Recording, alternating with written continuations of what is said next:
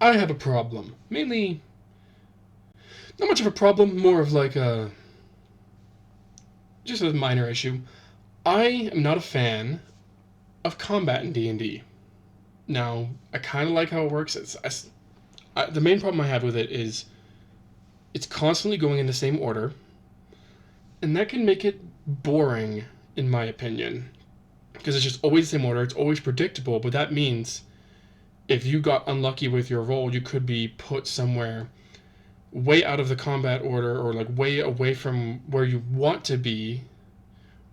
And because combat is constantly changing, because things can happen, one of your friends, one of your allies casts a spell that changes the entire battlefield. Now you have to wait pretty much a long time. And if you went before them, you have to wait a long time before that affects you.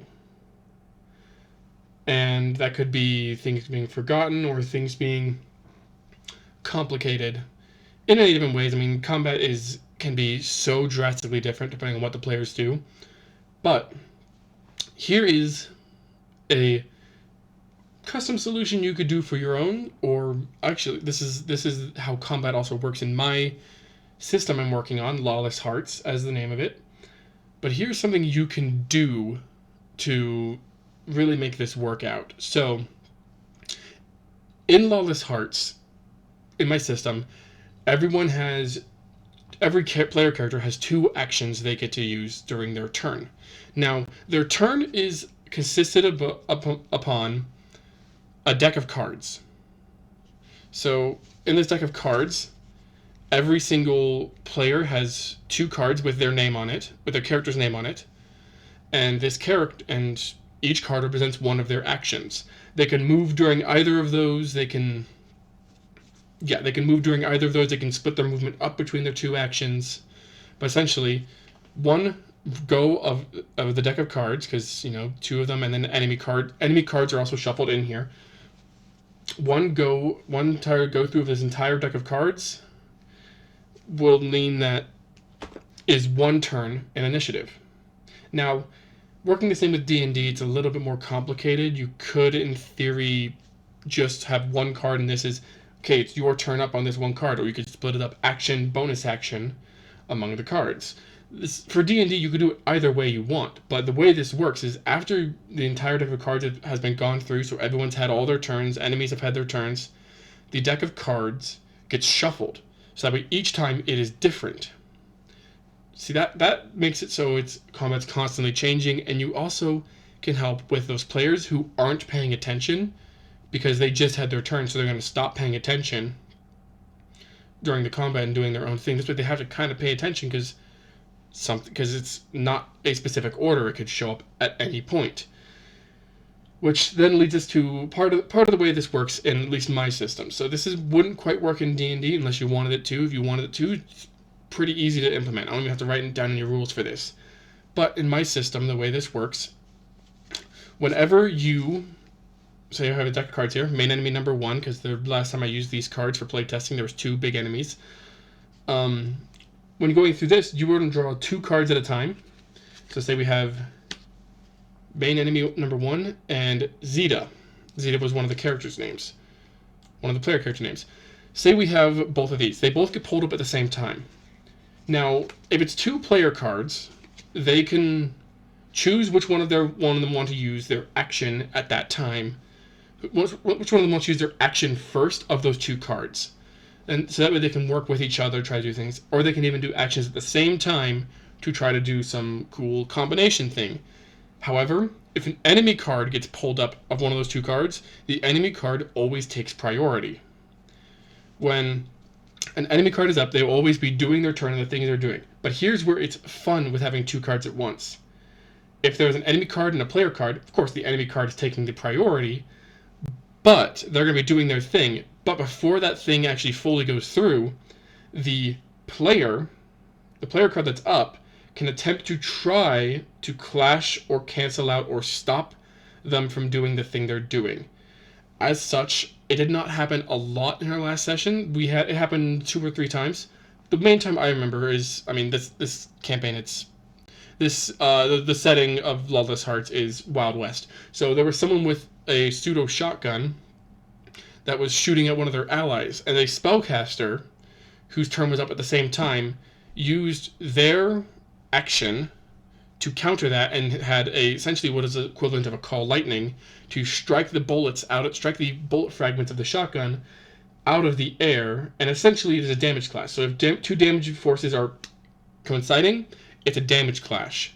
If the enemy damage is higher, it's just reduced by the amount the player damage was. If the player damage is higher, it fully cancels out the enemy damage that they did for the one specific thing they were attempting to clash during that turn.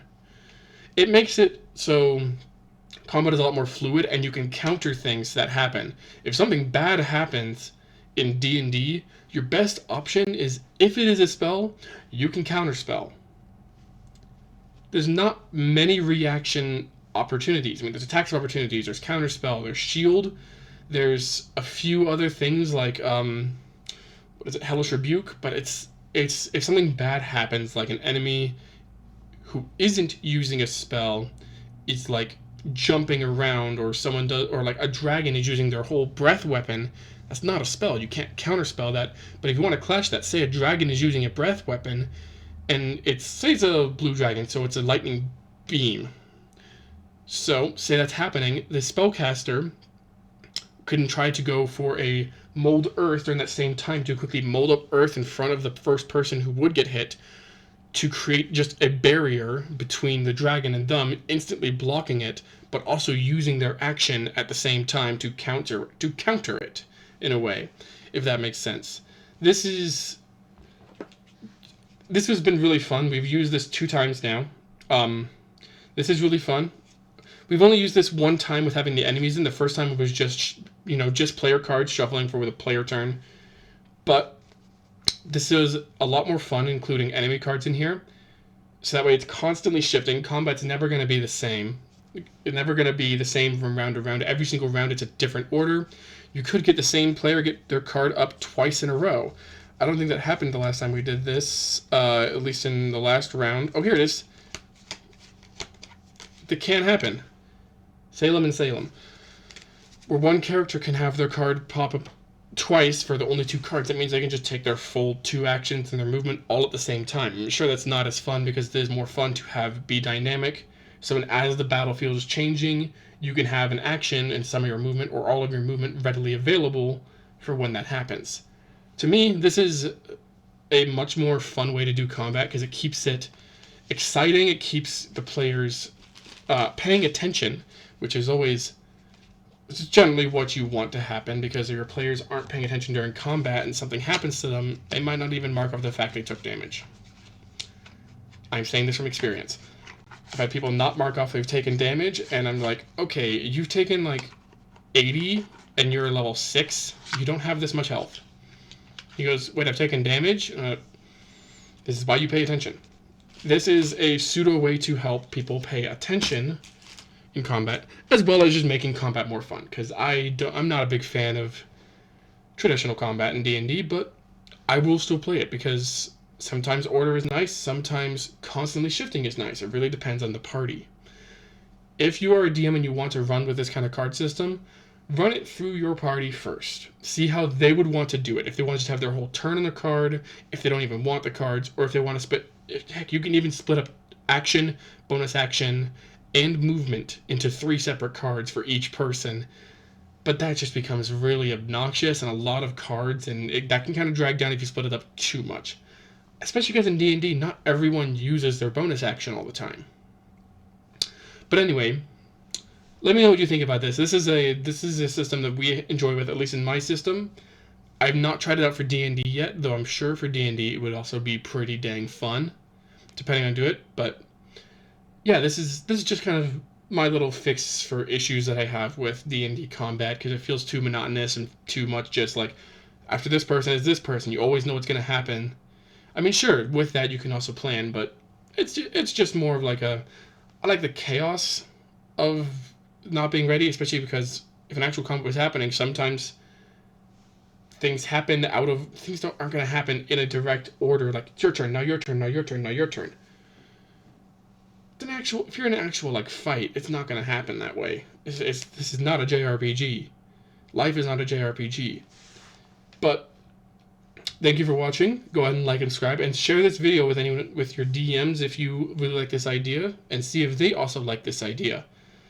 And if you ever have ideas for anything, any homebrew ideas for either for D&D, anything, you can post it in this video or go to my comments to creations video and post them in the comments there. Thank you for watching.